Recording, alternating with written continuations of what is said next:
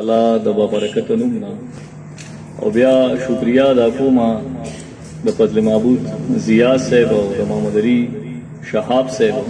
چې دومره خپل پروګرام یې را جوړ کړی دی او هغه هم په شیر محمد مینوش صاحب باندې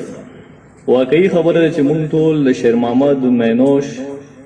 د شخصیت نه خبره ځکه یو چې هغه په دې سیمه باندې چې څنګه پکارو نو هغه شانتي شهرت مونږ ورنکلی شو دا زمونږه غټه کم نصیبي ده پکار خداو که اقبال د اردو شاعر دی او که رومی د فارسی شاعر دی او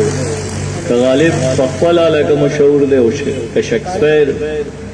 په انګلستان کې مشهور دی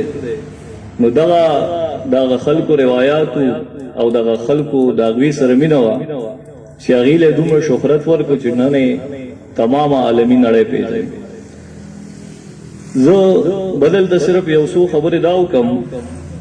چې شیر محمد مینوش صاحب د علامه اقبال د شاعرۍ ولې منظوم ترجمه کوله، د شیرازي یې ولې نه کوله، د مولانا روم صاحب یې ولې نه کوله چې هم په فارسي کې شاعري کړې ده. دغه شانتې که هغه مونږه انګریزي مفکرین وګورو چې هغې ډېرې زبردستې شاعرۍ کړې دي هغه یې ولې نه کوله.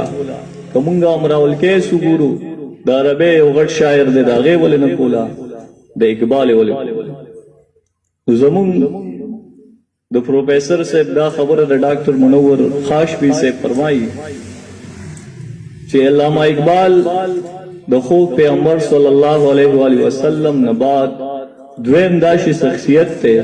چې هغه باندې په آل اوور د ورلډ یعنې ټوله دنیا کې زیات کتابونه لیکلي شوي دي.